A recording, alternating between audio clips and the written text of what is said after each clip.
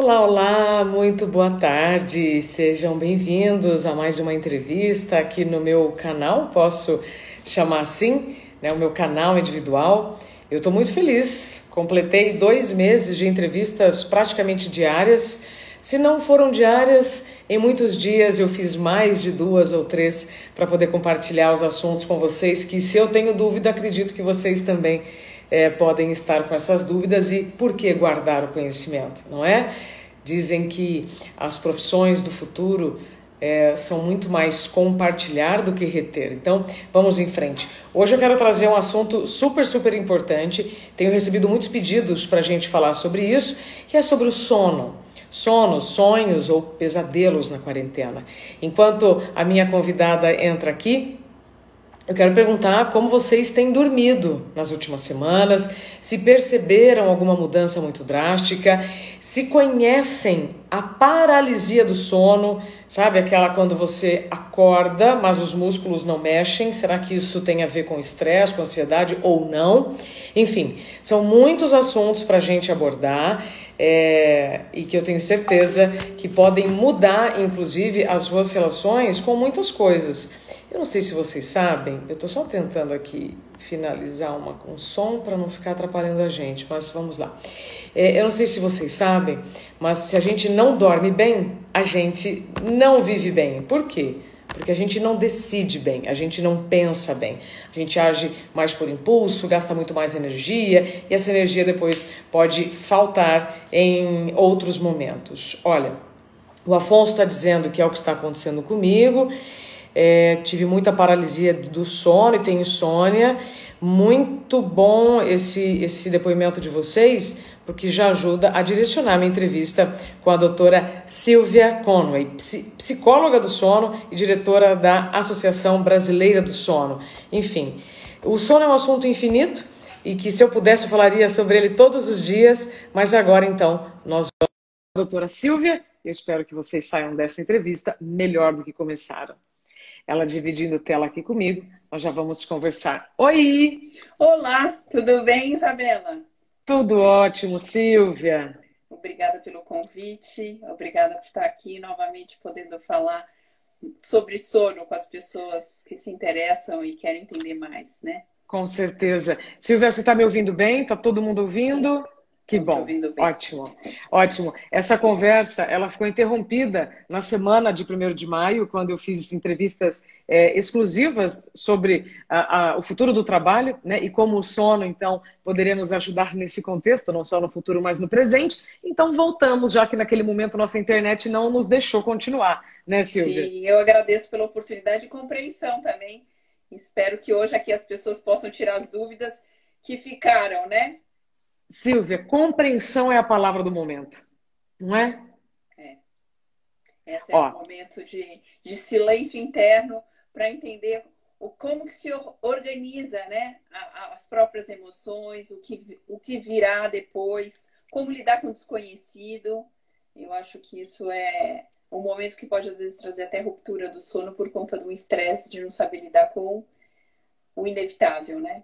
perfeito. Olha, eu estou anotando aqui alguns comentários, além de 2 perguntas que já vieram pelo meu direct sobre privação de sono, se isso interfere no bruxismo ou na paralisia do sono, que é quando, né, a pessoa abre o olho, mas não consegue mexer os músculos. Tem gente que acha que isso é algo de outro mundo. Enfim, depois você vai contar para nós, tá, Silvia, o que é Sim, isso. tá ótimo. A Luzi está dizendo aqui, estou acordando várias vezes à noite. Vou só anotar aqui, tá? E muitas pessoas reclamando que estão dormindo mal na quarentena. Silvia, vamos começar por esta reclamação bem ampla? Sim. Por que isso está acontecendo? Pois é, eu acho que a quarentena traz esse desafio mesmo de lidar com o desconhecido. É uma situação que a gente vem para casa e em casa fica restrito àquele ambiente, às pessoas com quem você está vivendo, não necessariamente com um bom trato familiar. Às vezes existem alguns ruídos, algumas questões que aparecem mais facilmente a hora em que a pessoa está vivendo o tempo inteiro, tendo que lidar com aquilo. Eu acho que traz uma incerteza em relação ao futuro do trabalho, ao futuro financeiro. Então, isso também é um outro fator de estresse.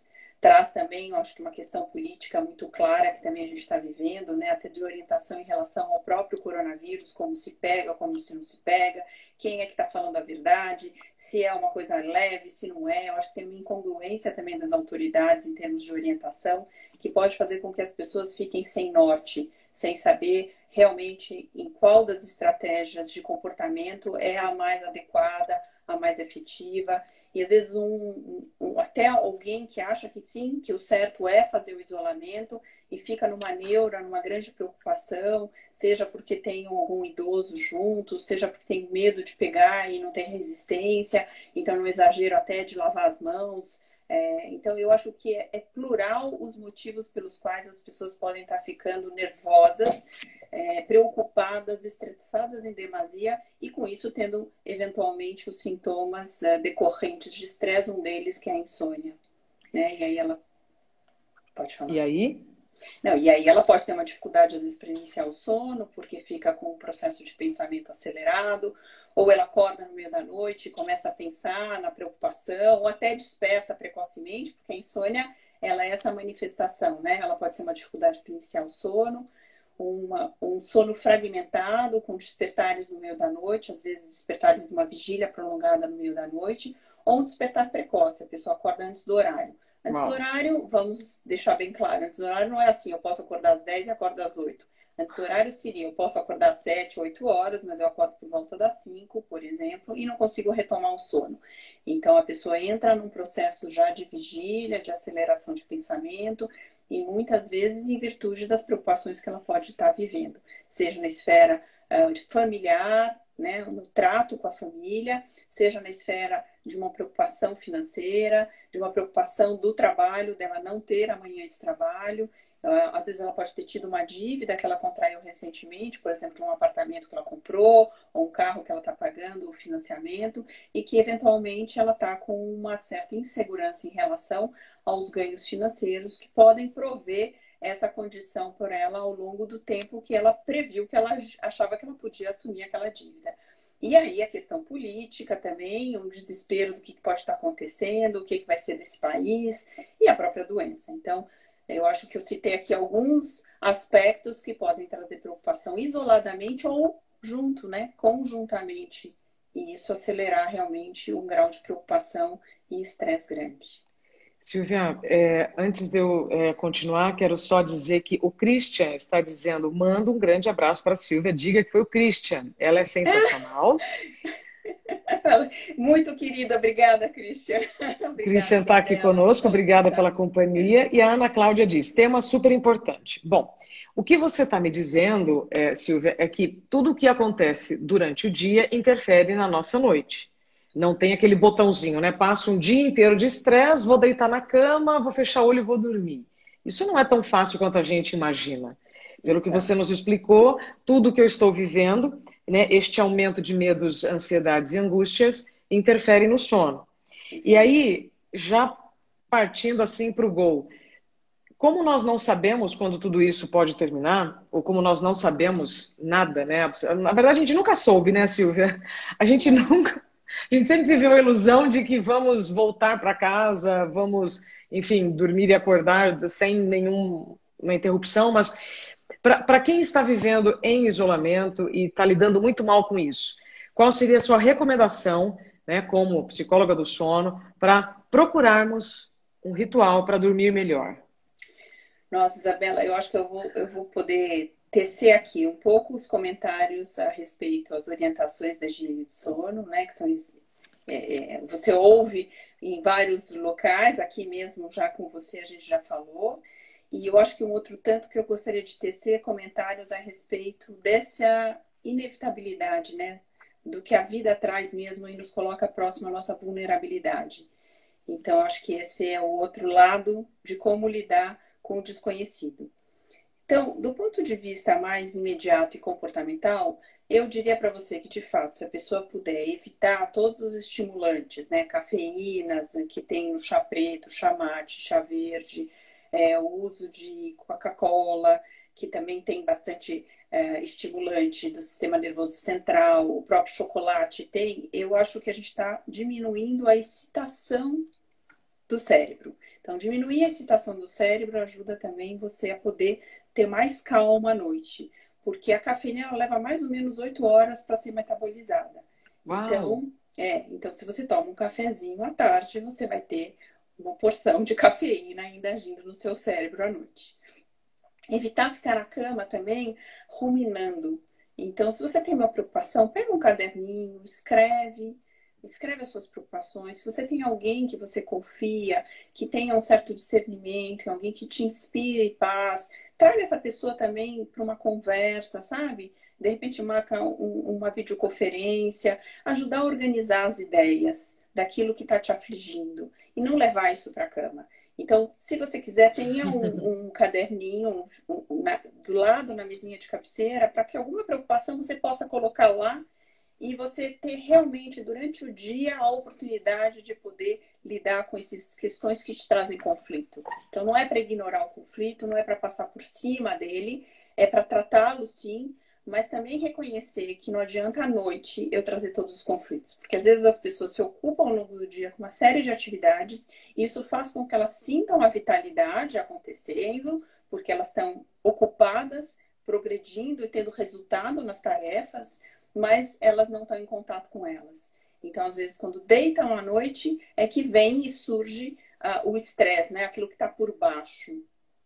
Perfeito. O Christian diz, né, preenchi muitos cadernos. Eu adorei o que você falou. Não vamos levar angústias para a cama. Vamos levar um caderno e a gente anota nesse caderno para depois dormir. Para tratar desse assunto mesmo durante o dia. Eu acho que a quarentena, ela está trazendo a oportunidade de lidar com o que estava debaixo do tapete. Perfeito. Então, eu acho que isso, tanto do ponto de vista da nossa sociedade, da estrutura da sociedade, né, da própria estrutura do capitalismo, tudo isso está vindo à tona, um questionamento. Nós estamos aqui numa conversa facilitada por um instrumento que é a internet e que há quanto tempo há resistência em realmente aderir a esse sistema em tantas atividades. Eu mesma, como psicóloga, tenho atendido de modo virtual. Quer dizer, quanta resistência para aderir isso em atividades que já poderiam estar acontecendo.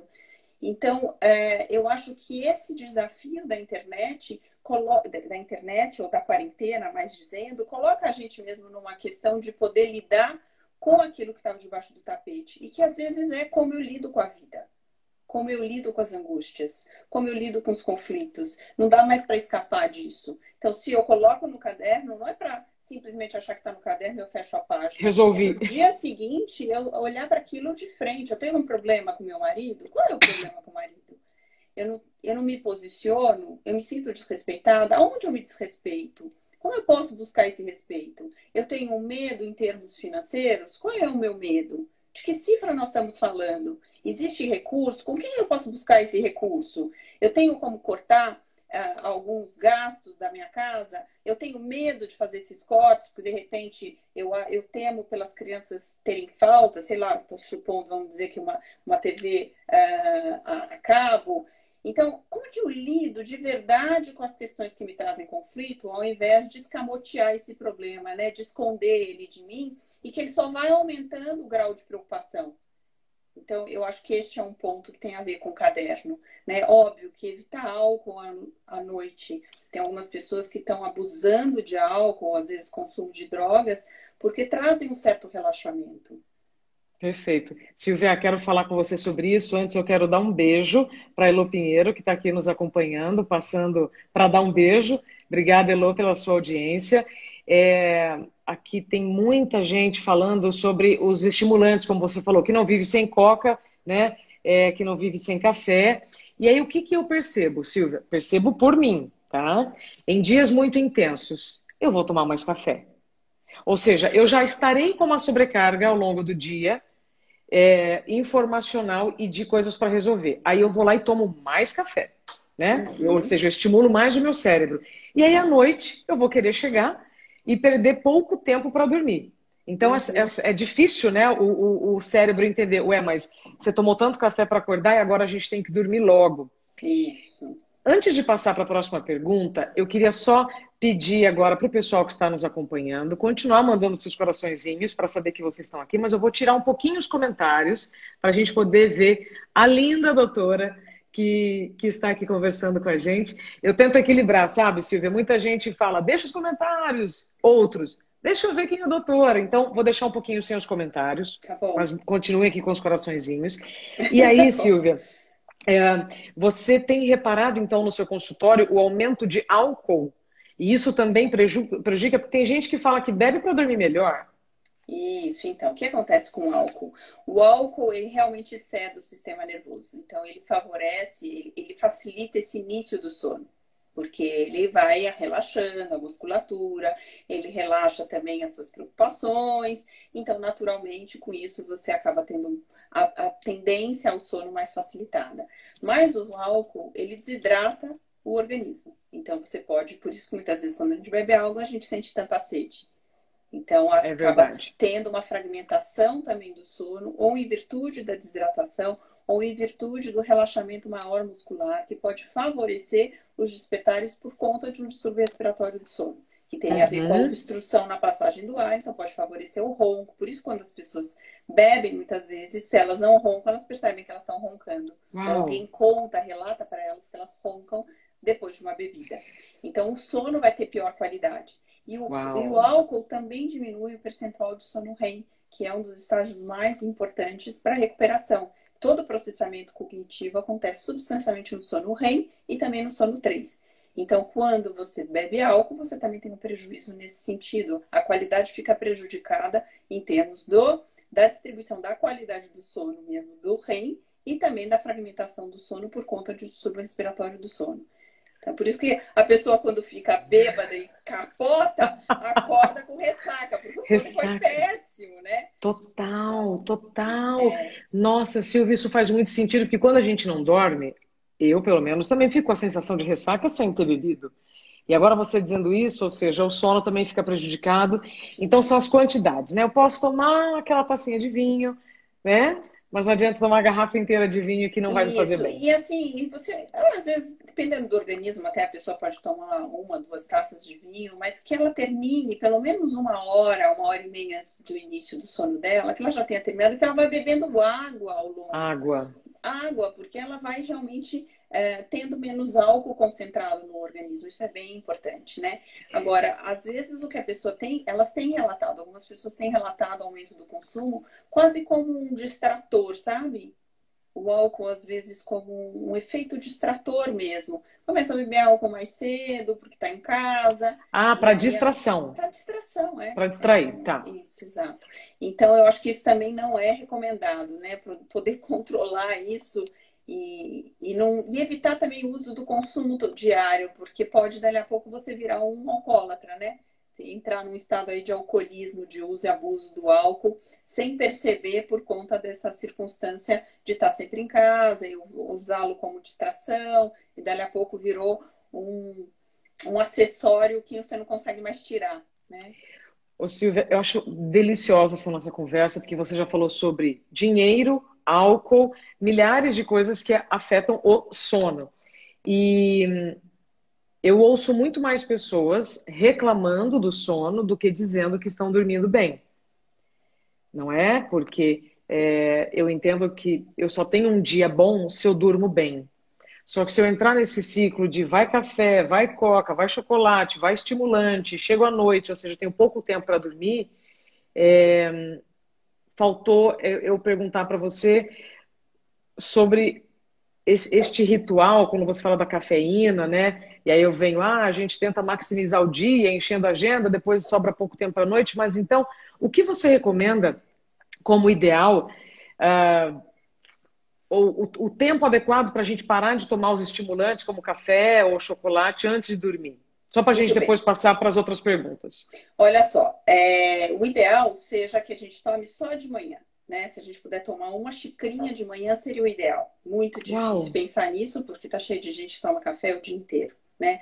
É importante saber que o quê? O café é um estimulante do sistema nervoso central para a maioria das pessoas. Existem algumas pessoas que não têm essa sensibilidade para a cafeína tão forte, mas a maioria tem. Então, se puder pelo menos parar com a última xicrinha na hora do almoço, a gente tem 8 horas até o início da noite garantido de maior proteção, né? Quer dizer, vai limpando o organismo. Perfeito. Agora, assim, Isabela, eu acho que eu quero chamar a atenção quando você começa a dizer da multitarefa, né, dessa questão de produtividade, aí eu acho que a gente entra na esfera que você comentou também sobre chegar à noite e a pessoa achar que é o botão liga-desliga, né? Desliga, ó, até estou desligando a minha luz, e a Ah, pessoa acha que vai dormir. Aí acorda e toca o dia. E não é assim que funciona. O sono é um contínuo. Então, como eu estou lidando com o meu dia ao longo do dia, a forma como eu lido, o espaço que eu dou para mim, o espaço para respirar, o espaço para entender o que eu estou sentindo, o que eu estou experimentando, aonde eu estou me incluindo, é o que vai também garantir que quando chega a noite eu tenho uma quietude, uma calma interna, aonde a tendência ao sono que é própria do ritmo circadiano, porque uhum. eu estou ao longo do dia, eu tenho que me manter acordada. Manter-se acordado é um gasto energético bastante grande para o organismo. Então, ele vai acumulando a adenosina, que é uma substância própria do resultado dessa sustentação da vigília, que vai sendo acumulada ao longo do dia. Quando chega, isso é o que dá o cansaço. Mas não basta só esse acúmulo de adenosina, tem a ver também com tendência ao sono do ritmo circadiano. Então, eu tenho tendência à vigília, quando eu começo, vai terminando o meu período da noite, vai aumentando a temperatura corporal. Com o aumento da temperatura corporal, começa a haver aumento da secreção de um hormônio que se chama cortisol, que é o hormônio Opa. que garante a nós essa vigília atenta. É o mesmo hormônio do estresse. Estresse. É o mesmo, mas ele tem um nível anterior a chegar no nível do estresse, que é o hormônio que dá essa vigília atenta. Quando a gente está numa aula prestando atenção, conseguindo se manter atento, é um bom nível desse cortisol. Esse depois a gente tem uma queda da temperatura na hora do almoço, eleva novamente a temperatura no meio da tarde e cai novamente a temperatura no final do dia. Então, nessa tendência de queda da temperatura, tem a queda do cortisol, é o momento que também a gente tem a ausência da luz. Com a ausência da luz do sol, o cérebro percebe que é noite, ele começa a secretar melatonina. Então, perceba que o sono é um ciclo junto Total. com a vigília. Então, ele vai acontecendo numa consonância com os outros ritmos biológicos que estão acontecendo. Então, eu tenho uma tendência ao sono porque eu estou cansada, acumulei muita adenosina, mas eu também estou no momento do dia favorável do meu sono do ponto de vista rítmico. E eu também tenho uma informação temporal, que é a ausência de luz, que me informa e me ajuda a secretar a melatonina, que é o indutor natural do sono. Aí a pessoa fica numa grande aceleração ao longo do dia, onde ela não tem espaço para ela, e quando ela chega à noite, ela segue na aceleração. Então, o que acaba acontecendo nas insônias não é. Silvia? Entrou uma ligação e eu desliguei aqui. Isso acontece, né? Porque não tem como desligar o telefone. Acontece. Tá Então, tudo bem. desculpa. Então, eu tenho essa agitação, e quando chega à noite, é muito mais uma resistência.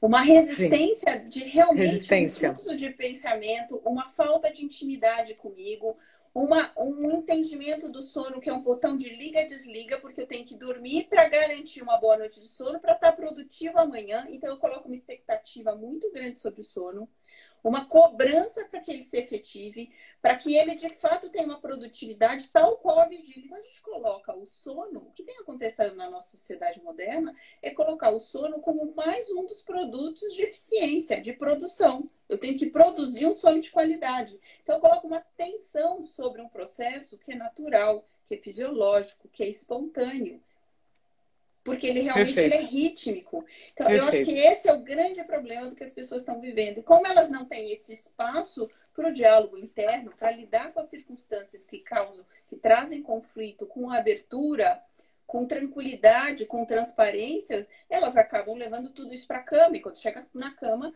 vira um volume. Aí vem a pressão de ter que dormir, ser efetivo no sono, para acordar amanhã e ser produtivo. Então, ela coloca também o sono como produtividade. É um caos, né? Então, quando a gente está falando da higiene do sono, de todas as estratégias, que é evitar o uso de eletroeletrônico à noite, porque o eletroeletrônico ele tem uma luz azul. A nitidez da tela é dada pela fração de luz azul da. Então, é a mesma luz que inibe a secreção da melatonina. Então, por isso a gente orienta. computador, tablet, televisão, evita pelo menos 1 hora e meia antes da hora que você quer dormir. E mais do que isso, existe também a parte de excitação cognitiva e emocional que essas informações podem trazer. Porque se eu entro numa rede social e de repente eu acesso uma informação que me desagrada ou que me excita e que me deixa eufórica, eu também posso entrar num processo de desgaste emocional ou de sustentação de um pensamento e não entrar em contato com o processo do adormecimento, que é um processo de recolhimento, onde eu me desligo do mundo para me recolher para o mundo interno. E aí a tendência ao sono vai se manifestando naturalmente. Então eu diria para você que existe muito pouca educação nas pessoas do respeito interno. O respeito consigo mesmo. E esse respeito, eu acho que é o grande aliado do sono, para poder que o sono se exerça nesse processo típico, que é um processo de entrega. A falta de intimidade consigo. Tão maravilhoso. Eu notei aqui, ó, falta de intimidade consigo. Eu tô achando esse papo tão maravilhoso. Quem tá chegando agora, eu tô conversando com a psicóloga do sono, Silvia Conway. Toda a entrevista depois vai ficar lá no meu canal no YouTube, Isabela Camargo Real, para vocês compartilharem depois esse assunto, porque é necessário para todo mundo que dorme. Então, para todo mundo que tem cérebro. Silvia, eu tô achando interessante porque muitos têm buscado na farmácia, nos atalhos, né, da farmácia, um remédio que vai chegar na cama, pronto, desliguei. E não vai. Você então disse que sim, gente, a luz do celular interfere na produção da melatonina, tanto que depois teve uma moda, né? Eu vivi, inclusive, isso na minha profissão, em tomar melatonina toda noite e tal, para, sabe, desligar essa chave mais rápido. E é curioso, porque antes a gente levava livros para a cama, antes de dormir. E agora a gente leva o celular e eu ainda não soube que as páginas do livro interferem na produção da melatonina. Então, mas a luz do celular, sim. Sim, porque o livro físico, você tem a luz que está iluminando ele, mas é bem mais fraco do que essa tela que chega direto para nós, né? E aí, quando você fala sobre falta de intimidade, né, você como a psicóloga do sono, eu gostaria que você falasse sobre isso. Mas antes, tá, vou fazer aqui um suspense. Quando a gente foi combinar o tema da nossa... Vou deixar aqui, tá? Falta de intimidade. Porque eu acho que as nossas outras respostas vão levar para isso. Você me propôs para a gente falar sobre os sonhos na quarentena. O que tem acontecido? A gente está tendo mais pesadelo ou sonho? Eu diria que são os dois, porque pesadelo é um sonho com conteúdo ameaçador, ruim, com é conteúdo verdade. ruim, né? Então, pesadelo não deixa de ser o sonho.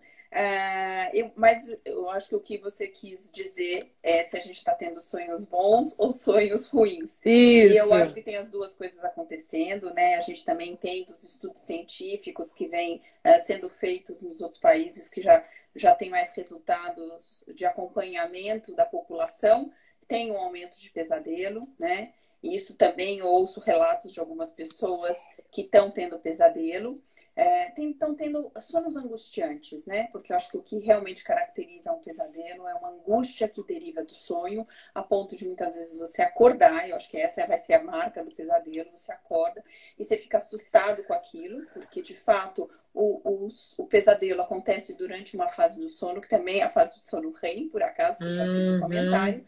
E ele é um sonho, a característica do sonho durante o sono REM é que ele é um sonho vívido, parece que é real. Realmente você vive aquilo. Então, quando a pessoa desperta desse sonho vívido, angustiante, ela fica numa relação tensa, estressada, que às vezes traz uma dificuldade para ela retomar o sono. Então, isso sim tem acontecido com uma parcela das pessoas, e aí eu diria para você que isso está associado com todos os elementos que nós começamos logo no início a conversar, né? Todas as questões que pode ser no âmbito do relacionamento familiar, pode ser as questões de ordem de financeira, de preocupação, de trabalho, se ela vai ter ou não vai ter o trabalho amanhã.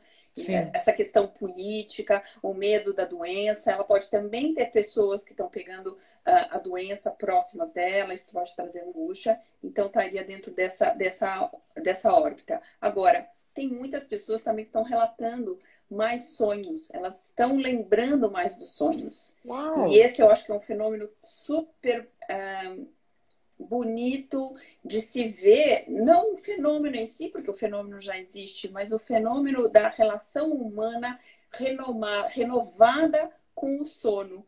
Porque o que isso quer dizer? Sonhar, a gente sonha sempre, mas lembrar-se do sonho depende da gente acordar e ficar um pouquinho lá ainda nas duas consciências. E não acordar. Quando a gente acorda com o despertador, que coloca a gente já no ponto de entrar na batalha do dia, de ir lá, escova os dentes, faz café da manhã, olha o tempo inteiro no relógio. Então a gente já sai da cama e engata na vigília de imediato. Então o fato das pessoas estarem em casa sem essa urgência no horário já para ter que sair, com esse horário super apertado, faz com que elas não necessariamente precisem colocar um despertador, porque se antes ele precisava levar 1 hora para o trabalho, agora ele não precisa mais, então às vezes ele não precisa mais acordar tão cedo, então às vezes ele acorda espontaneamente. Ao acordar espontaneamente, ele tem mais chance de acordar do sono REM. Porque o sono REM ele vai acontecendo em ciclos, né? Todas as fases do sono, elas vão se alternando ao longo da noite, e a gente tem de 4 a 6 ciclos de sono. Cada ciclo é marcado por um episódio de sono REM. E esse episódio de sono REM, a cada vez que ele acontece, ele vai sendo um pouquinho mais longo. Então, quando a gente acorda nas férias, gostoso, que não tem hora, não férias em Nova York, né? Não férias num lugar cheio de museu, mas quando a gente acorda de férias num lugar que a gente não tem o horário para acordar, em geral, a gente lembra do sonho. E a gente está nessa coisa gostosa ainda, de que eu sei que eu acordei, mas ao mesmo tempo eu estou ali me lembrando dos sonhos. Então, isso tá tendo, algumas pessoas estão tendo essa experiência de ficar em contato com um pé na vigília, um pé na consciência da vigília e um pé na consciência do sono, do sonho que acabou de ter durante o sono. E com isso ela se recorda mais dos sonhos. Então, isso também tem a ver com a intimidade que nós estamos falando. Né? A intimidade consigo, quando a gente massacra o sono e o sono fica apenas como uma passagem para me tornar mais produtivo amanhã, e exijo produtividade do sono, porque eu ocupei meu dia com um monte de atividade, então quando chega meia-noite eu quero dormir, porque às 7 horas eu quero acordar, porque às 8 eu tenho que estar no trabalho, então você coloca também ele numa escala de produção. Isso é extremamente complicado. E isso é o que nós temos vivido. Então, quando há a quarentena, ao mesmo tempo que um monte de preocupação, um monte de questões que nos ameaçam, para muitas pessoas está tendo a oportunidade de respirar. Do finalmente respirar e ter um espaço para si. E aí a gente tem esse relato de mais sonhos rememorados. E eu acho que isso é um sonho. Eu diria para você que essa é a parte boa que a gente tem para aproveitar na quarentena. É a oportunidade da gente retomar realmente o pé da situação de quem nós somos. Para onde a gente de fato quer ir. Assumir mais a responsabilidade sobre a gente e ficar menos à deriva. Porque eu acho que a vida que a gente vem levando é uma vida que a gente está mais à deriva, onde a gente não comanda tanto o nosso barquinho, a gente nem sabe para onde a gente está indo e perde valores realmente que são substanciais para a vida. A vida fica sem propósito. Então, acho que essa é uma grande oportunidade.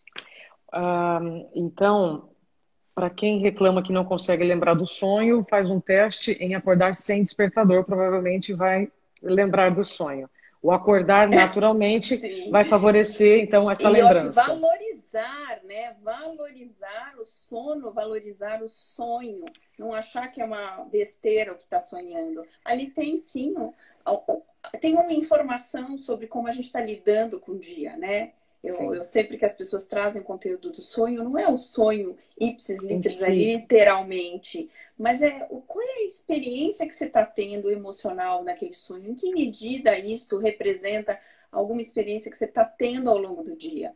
Quer dizer, às vezes você está sonhando com uma perseguição, invasão de ladrão, como se quisessem roubar alguma coisa de você. Em que medida essa angústia, tal qual você está experimentando nos seus sonhos, você está experimentando na vida, né? E às vezes ela não é literal de um ladrão, mas às vezes a sensação que você está perdendo espaço, está sendo invadido, né? Então eu acho que isso é extremamente importante da gente levar em consideração os sonhos. É incrível. Eu tenho aqui ainda umas pontuações daqueles comentários anteriores, mas veio aqui um comentário, Cleo Fiuza, dizendo, né, eu trabalho à noite e não consigo dormir durante o dia. Fico até 36 horas sem dormir. Isso traz consequências para a saúde? Vou já fazer essa pergunta para você, porque eu vivi isso. Então, a dor, né, da Cleo Fiuza é a minha dor. E não posso responder, porque a doutora está aqui, mas, Silvia, então, quais são as consequências de quem passa mais de 24 horas acordado? São consequências. Nossa, Primeira, eu vou citar a primeira de obesidade, vai, que não acho que é a mais importante, mas eu acho que sim, você desregula completamente o metabolismo, você gera uma privação de sono. Como privação de sono, você vai ter, então, a alteração do metabolismo, que pode levar a uma questão de desenvolvimento de obesidade, diabetes, doença cardiovascular. Você pode ter prejuízos cognitivos bastante fortes, né? Dificuldade de atenção, concentração, aumento da irritabilidade. Você começa a criar uma ruptura no ritmo circadiano, você começa a ir contra a natureza do organismo, que nós somos animais noturnos e nós somos animais que temos um ciclo de aproximadamente 24 horas. É aproximado porque justamente o horário, o sol nascer e o sol se pôr, ele é um marcador temporal extremamente importante. isso. Dormir e acordar no mesmo horário ajuda a gente a fazer esse ritmo de 24 horas. Né? Senão o nosso organismo é um pouquinho mais, ele é próximo a 25 horas, mas por conta do sol, por conta das refeições, a gente faz um ritmo de 24 horas, o que dá também a proteção da nossa espécie. Então, quando a pessoa rompe com essa natureza, ela vai ter todo um desdobramento que tem a ver com a ruptura dos ritmos internos. A gente está falando de um ritmo de sono, vigília de 24 horas, mas a gente tem que entender que isso é resultado de vários ritmos temporais. Então, por exemplo, a menstruação da mulher é a cada mais ou menos 25 horas. Eu fiz o comentário também de uma oscilação da temperatura acontecendo ao longo de um dia. Então, a gente tem vários ritmos acontecendo de produção de hormônio, de metabolismos enormes do nosso organismo. E um ritmo influencia o outro. Então, quando eu durmo, a melatonina sendo secretada e favorecendo a condição do sono, ela sabe, um dominó? Que começa, um vai fazendo cair o outro. Sim. A melatonina é como se fosse o primeiro dominó que cai. Ela dá sequência em todas outras informações temporais para o nosso organismo. Quando eu como, na hora do almoço, o meu estômago manda uma informação temporal para o próximo órgão e assim sucessivamente. Então, quando ele rompe com isso, ele desregula, ele desbalança. Total. Fica que nem aquele relógio mesmo que você nunca pode confiar na hora, né? Só que o preço disso num organismo é o preço da falta de concentração, da falta de atenção, de erro laboral que ele pode vir a fazer. O estresse fica aumentado. Para ele conseguir, eu acho que esse ponto é bem importante, para ele conseguir se manter acordado, ele gera a privação de sono. Então, ele precisa estressar o organismo e a própria privação de sono vira um estresse para o organismo dele. Então, ele pode ter elevação do cortisol, que pode criar também uma circunstância de aumento de hipertensão arterial. Então, assim, é chocante. Uma cascata de informações assim que a gente pode sair citando, não vale a pena. Sim. O que vale a pena? Agora, qual é a circunstância dele de trabalho? Se ele não pode colocar um cochilo, sabe? Um sono de 3 horas naquele período que ele está trabalhando. Acho que isso seria importante. Criar uma agenda de sono em que favoreça para ele, mesmo que ele não possa dormir a noite inteira, mas que pelo menos ele possa dormir umas 3 horas, né? Isso que é o recomendado, pelo menos. Doutora, mas, por exemplo, eu não sei, né, o caso aqui, os detalhes de quem fez o comentário, mas eu vou dar o meu exemplo. Eu tinha que acordar meia-noite e trabalhar às 7. Eu não podia fazer esse sono de 3 horas, ou um sono menor. Não podia. Como muitas pessoas trabalham em turno, realmente eles começam e terminam no escuro. Para esses casos, qual seria a sua recomendação para quem precisa dormir durante o dia? Fecha todo o ambiente, avisa todo mundo, põe placa na sacada, por favor, façam menos barulho, né? Dá para tomar algum chá, alguma coisa para ajudar na indução desse sono durante o dia, já que está totalmente fora do meu relógio? Olha só, vamos falar então, usando o seu exemplo, que você falou que era da meia-noite às 7, eu suponho que eram 5 vezes por semana. Algumas vezes, sim. Algumas vezes, não eram todas as noites. Não, de segunda a sexta, da meia-noite às 7, outros dias das 2 às 9, por exemplo. Tá. O ideal seria, por exemplo, se fosse o seu caso, que a gente fizesse um esquema de você dormir antes. Que você pudesse dormir antes que você estaria dormindo no período noturno, porque o período noturno começa lá pelas 6, 7 horas da noite. Então Entendi. você teria talvez um sono bifásico. Você faria um sono antes de ir para o trabalho, faria a sua jornada de trabalho, e quando Pronto. você retomasse do trabalho, você teria outra parcela do seu sono complementar àquela de manhã.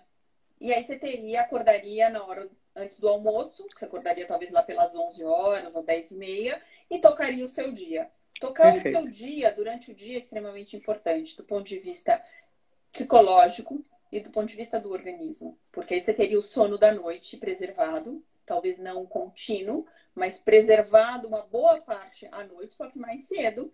E você teria Perfeito. também a vida social, que é extremamente importante para as pessoas. Perfeito. Sono bifásico. A Liviane, doutora, pergunta assim: quem toma remédio para dormir pode também prejudicar o metabolismo? Ou seja, quem força, então, essa melatonina, provavelmente ela está querendo dizer isso, né?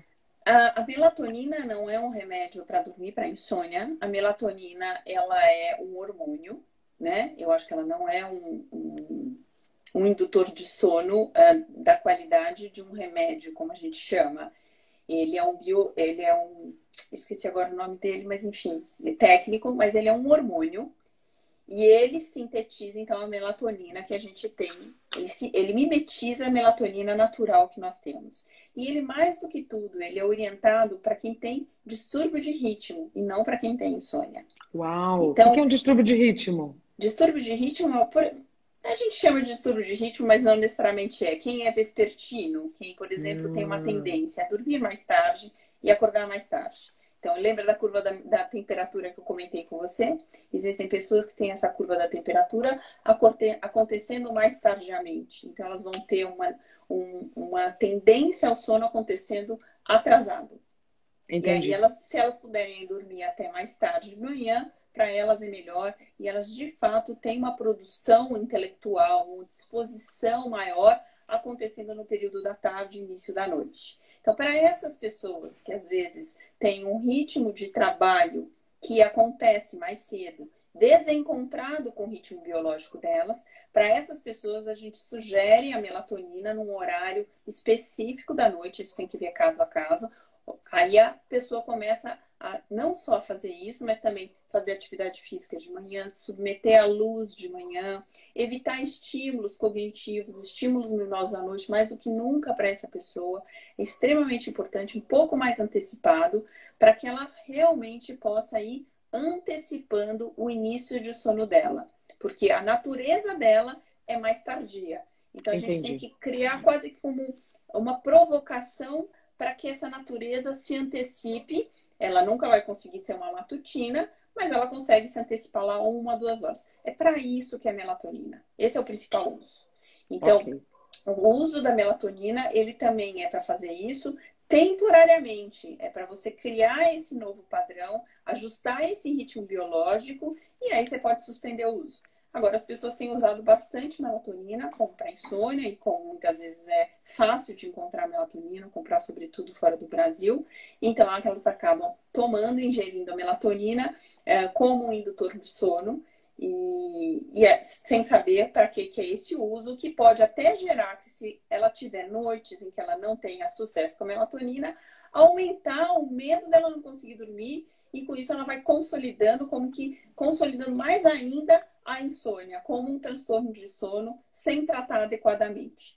Uau. Então, Ô, Silvia, tem que buscar a informação correta, né? Senão a gente vai tem, indo assim em tem. ondas que não são legais. Aproveitando os nossos últimos 16 minutos, nós tem tanta pergunta, nós vamos ter que fazer outra live em breve, tá? Paralisia do sono. Para quem, né, abre o olho, não consegue mexer o músculo e acha que é coisa de outro mundo. Eu já ouvi tanto isso. O que que é isso? Paralisia do sono, ele é um transtorno do sono também, está dentro do grupo que a gente chama de parassonia. Parassonia está o pesadelo, está o sonambulismo, o terror noturno, o distúrbio comportamental do sono REM e também a paralisia do sono. Então, a paralisia do sono, ele é um retardo. Quando a gente acorda, o cérebro desperta, ele manda um comando para liberar os movimentos dos músculos. E este comando, ele retarda, como se a informação chegasse retardada nos músculos. Então, a pessoa acorda, ela percebe que ela acordou, mas ela não consegue mexer o corpo. E isso dá um desespero, né? Imagina que você acorda e de repente você não consegue se mexer, você acha, parece que você está morto-vivo, né? Então é bastante comum que a pessoa, quando ela começa a ter esse sintoma, ela fique desesperada, até ela conhecer o que é paralisia do sono. Então é extremamente importante, se a pessoa está tendo isso, entender que a paralisia do sono não é um problema, ela não está morta, ela vai retomar, os músculos todos vão sim se mexer, eles só estão com um lapso de tempo. Então esses segundos, eles acabam sendo vividos pelas pessoas como minutos. E isso é que gera um desespero. Então, privação de sono, que é um dos aspectos que a gente já comentou, pode aumentar a paralisia de sono. Então, é extremamente importante também para aquele pessoa que fez a pergunta sobre os 36 horas, né? Que ele fica acordado. Sim. Quer dizer, não sei se ele está tendo, porque não necessariamente a privação de sono vai gerar a paralisia do sono, mas quem tem uma predisposição a ter paralisia do sono pode aumentar quando ela está privada de sono. Tá, então deixa eu ver se eu entendi bem rapidinho para não perder tempo.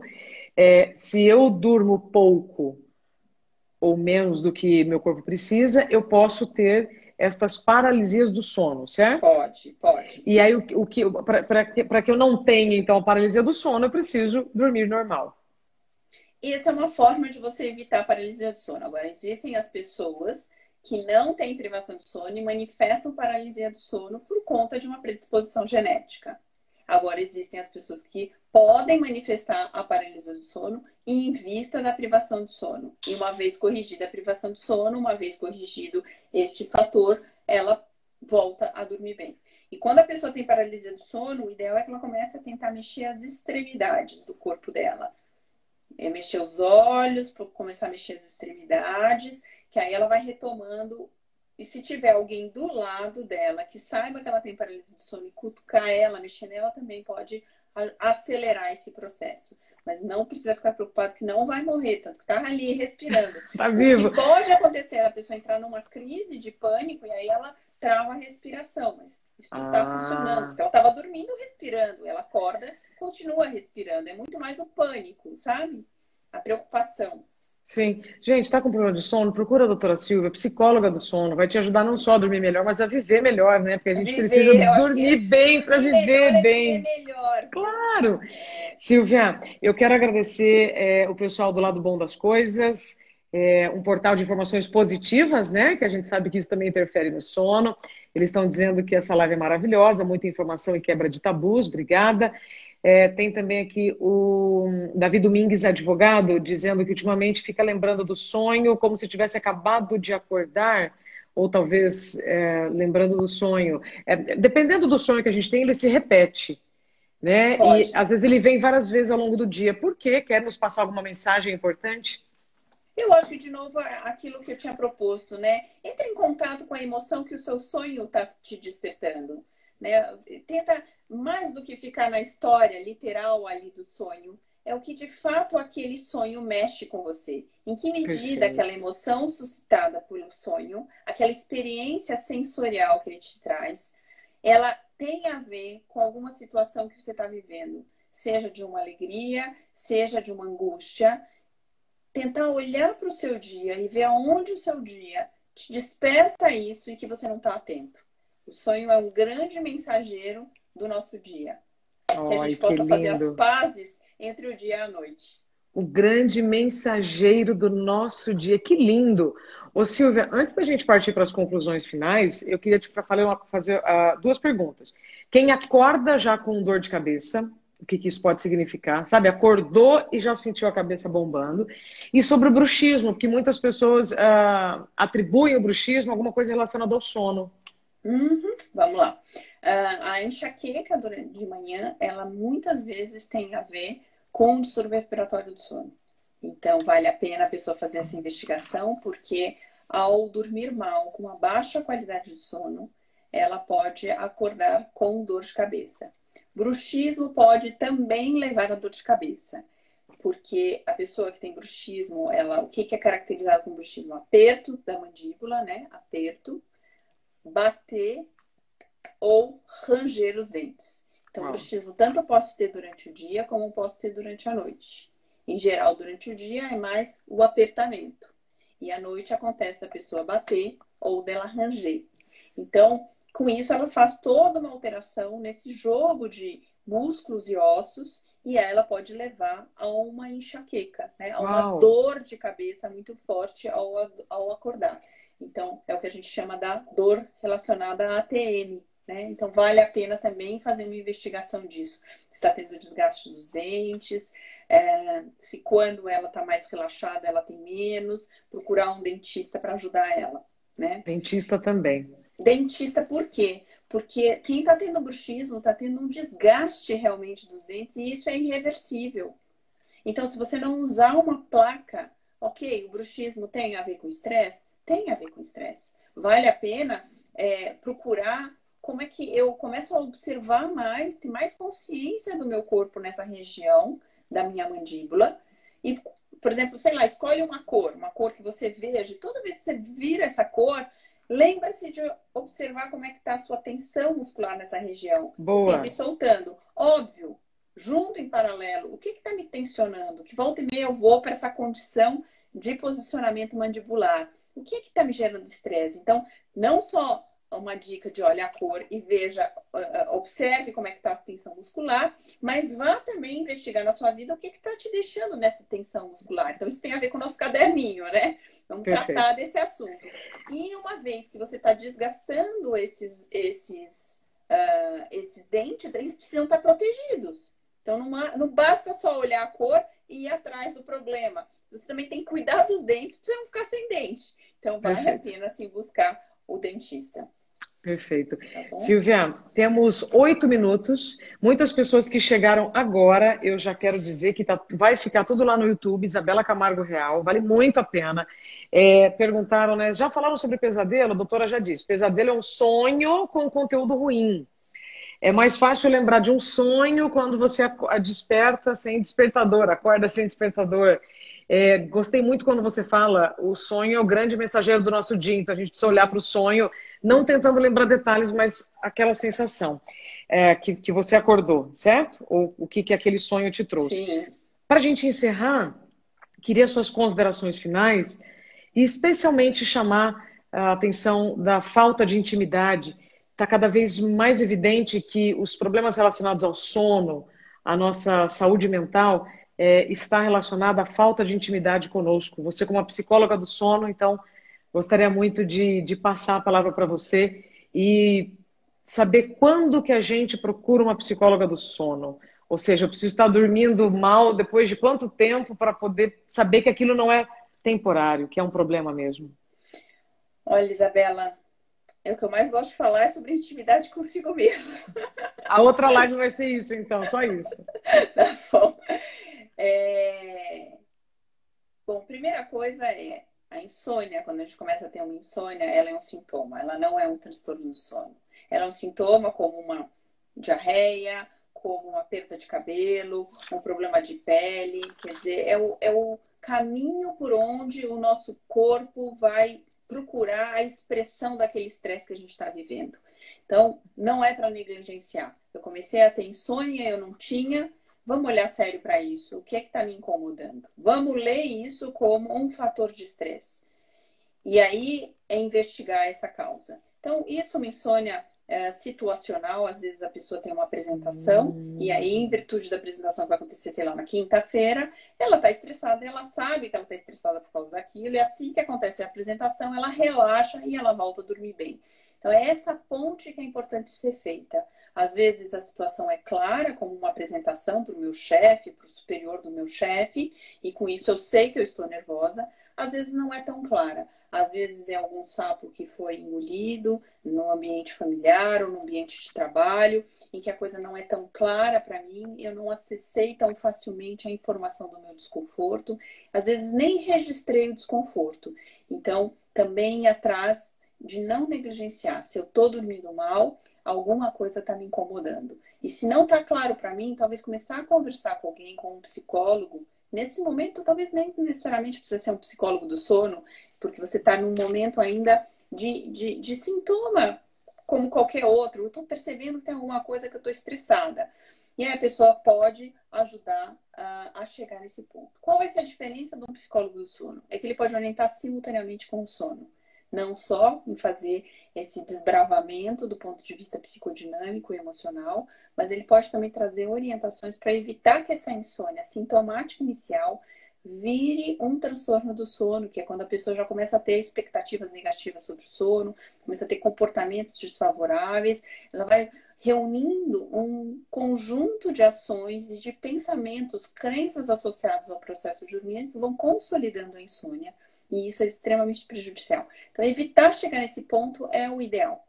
Agora, se você já está nesse ponto, vale a pena a busca, sim, de um profissional da área do sono, né? Um médico do sono, ele vai trazer mais a parte de orientação de higiene do sono, ele pode fazer dar algumas informações também importantes de uma reflexão para essa pessoa, mas o médico não acompanha o paciente semanalmente. Então, a oportunidade do psicólogo é que ele vai poder trabalhar também esses aspectos psicodinâmicos e emocionais que podem também estar mantendo essa problemática da pessoa relacionada ao sono e também criar ajustes de sono favoráveis na agenda de sono para favorecer essa fisiologia que está preservada. O paciente com insônia, ele não tem um problema relacionado ao cérebro, apesar dele acreditar muitas vezes nisso. E o mais importante que essa questão da intimidade que eu acho que é o trabalho do psicólogo do sono, é restaurar mesmo a relação saudável entre sono e vigília. E esta relação saudável depende de uma relação saudável com as questões do dia. O que quer que aconteça não é bobo, não é pouco. Eu costumo falar para os pacientes assim, se você foi numa padaria comprar um pão e saiu entalado com alguma questão ali na hora do pagamento, isso não é bobo. Óbvio, aquilo não tem uma repercussão na sua vida do ponto de vista de ter uma problemática, que no dia seguinte vai acontecer alguma coisa, não vai encontrar de novo a pessoa, mas ele é importante na medida em que ele aponta para você um conflito interno que não está muito claro e que você acaba se irritando e sendo reativo. Então, o que quer dizer essa reatividade? Quais são as memórias que você traz na sua história de vida que fazem com que você leia cada situação nova na sua vida à luz de uma experiência passada e não está aberto para o novo, para que aquela relação com aquilo que você está vivendo seja única e exclusiva, seja um fenômeno novo na vida. Então, a gente vai perdendo nessa forma condicionada de viver a relação com a espontaneidade, com a vida se manifestando na pluralidade. A gente vai colocando ela em caixinhas. E nessas caixinhas elas são extremamente angustiantes, porque elas estrangulam a expressão da vida, que é muito maior do que esse número pequeno e limitado de ações que a gente faz, e que parecem ganhar uma dimensão, um valor maior do que eles de fato têm. Então, acho que essa é a intimidade com a vida, é a condição de romper com esse condicionamento do que é um establishment e passar a viver de forma mais livre e espontânea, onde você pode ser efetivamente mais criativo. E com isso você está mais entregue aos fenômenos que a vida te traz, às oportunidades que ela traz, em cada momento, e tendo a ação adequada e não sendo reativo. E naturalmente com isso você tem uma relação harmônica e pode dormir melhor. Perfeito.